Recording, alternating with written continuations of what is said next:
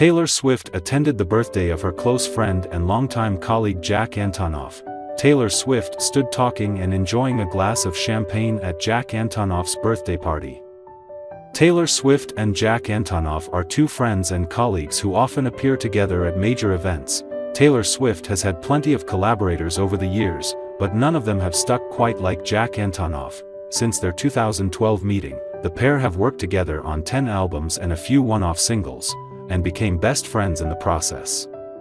Sometimes he sits at the piano and we both just start ad-libbing and the song seems to create itself, Swift told the New York Times in May 2017. His excitement and exuberance about writing songs is contagious. He's an absolute joy. That's why everyone loves him. I personally wouldn't trust someone who didn't. The feeling is mutual, with Antonoff describing Swift as a trailblazer. I've seen her change the music industry firsthand, the Bleachers artist told NME in July 2021. She's amazing for being a champion, and making things better for the generations to come. She has a long history of rightly exposing some real darkness in the music industry. And I'm personally thankful for it, outside of our friendship and working relationship, just as an artist. Swift and Antonoff first crossed paths at the MTV Europe Music Awards, where they reportedly bonded over their mutual love of the UK band Yazoo's 1982 hit Only You. 1 month later, they saw each other again at the Grammys nomination concert. The duo released their first official collaboration, Swift's single Sweeter Than Fiction from the One Chance soundtrack. Swift released her fifth studio album, 1989. Antonoff produced the songs Out of the Woods, I Wish You Would and You Are in Love. In an Instagram post, Antonoff revealed that his favorite moment of Out of the Woods comes at the 2:28 mark. Will one day write an essay on the different production I used on the song, how much working with Taylor on it has meant to me. He wrote at the time. She's a wonderful artist. Swift revealed that You Are in Love, particularly the line You're My Best Friend, was inspired by Antonoff's relationship with then-girlfriend Lena Dunham. I've never had that, in a relationship, so I wrote that song about things that Lena has told me about her and Jack, Swift told Elle. That's just basically stuff she's told me. And I think that that kind of relationship, God, it sounds like it would just be so beautiful, would also be hard. It would also be mundane at times. Antonoff and Dunham split in 2018 after 5 years together. The twosome celebrated after 1989 won Album of the Year and Best Pop Vocal Album at the 58th Annual Grammy Awards.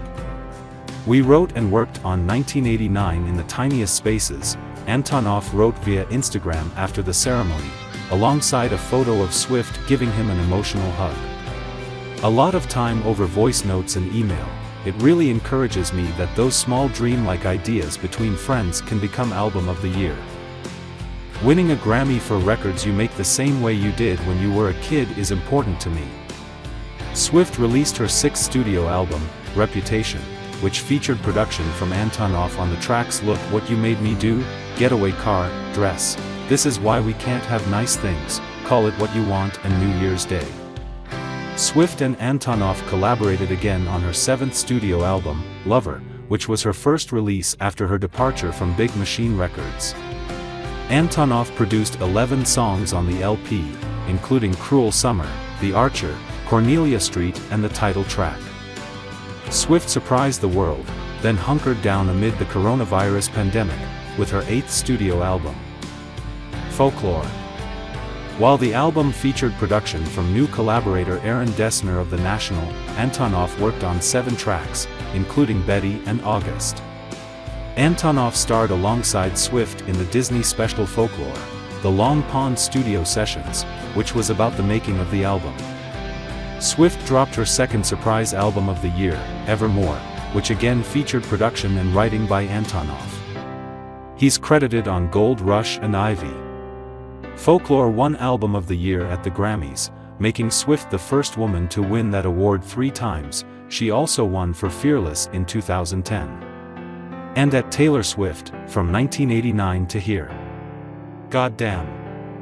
You are the one who let me produce records first. Antonoff wrote via Instagram after the ceremony. "Before you I just wasn't a producer according to the Herbs. I just wasn't let in that room. Then I met you, we made Out of the Woods and you said, that's the version and that changed my life right there." Swift released Fearless, Taylor's version, her first re-recorded album from her Big Machine years. Antonoff produced some of the From the Vault tracks, including Mr. Perfectly Fine and That's When. Swift posted a TikTok video with Antonoff nodding to their collaboration on August from Folklore. "Looks like we ran out of August," she joked in her caption for the clip, which showed the duo sipping wine on a boat. Swift dropped her second re-recorded album, Red, Taylor's version, which once again featured Antonoff production on the From the Vault tracks, including All Too Well, 10-minute version. After the album's release, Antonoff gushed in an Instagram post that he is endlessly inspired by Swift. "Nothing better than Taylor. The artist and the person," he added. Antonoff defended Swift after Blur frontman Damon Albarn claimed that she doesn't write her own songs.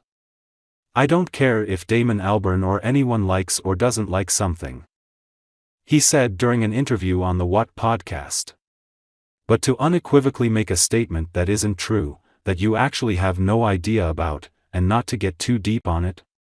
Isn't that kind of everything that's wrong with our world at the moment? People talking about ST that they have no clue about."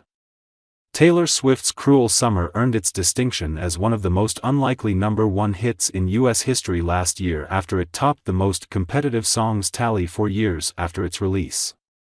Months after the tune conquered the Hot 100 and showed that the singer behind the cut claimed a power that seemingly no one else in the music industry can muster, the track is back on the rise on a number of Billboard charts.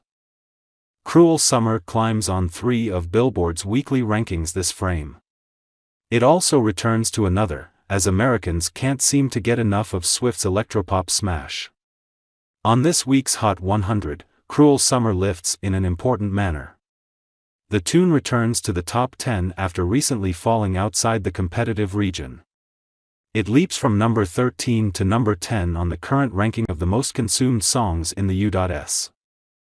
Cruel Summer is also gaining when it comes to both streaming and radio consumption. On Billboard's streaming songs chart, Swift's cut improves significantly, pushing from number 28 to number 21. The track also surges from number 11 to number 12 on the all-genre radio songs tally. Swift's Cruel Summer is also a bestseller once again in America. The track returns to the digital song sales chart, as it sold well enough to rank among the top 25 most purchased tunes in the country. Cruel Summer is back at number 21 on that list. According to Luminate, the Lover cut sold 2,055 copies in the past tracking week all across the country. That sum is up just under 50% from the week prior, a huge gain for a single that's already been out and selling for months, well, years, actually. Cruel Summer is on the rise just as Swift is preparing to move on from that chapter of her career or era, in her verbiage. In mid-April, the singer-songwriter will release her new album The Tortured Poets Department. So far, she hasn't announced a single from the project, but both the full-length and the songs featured on it are sure to take over the Billboard charts when they finally arrive.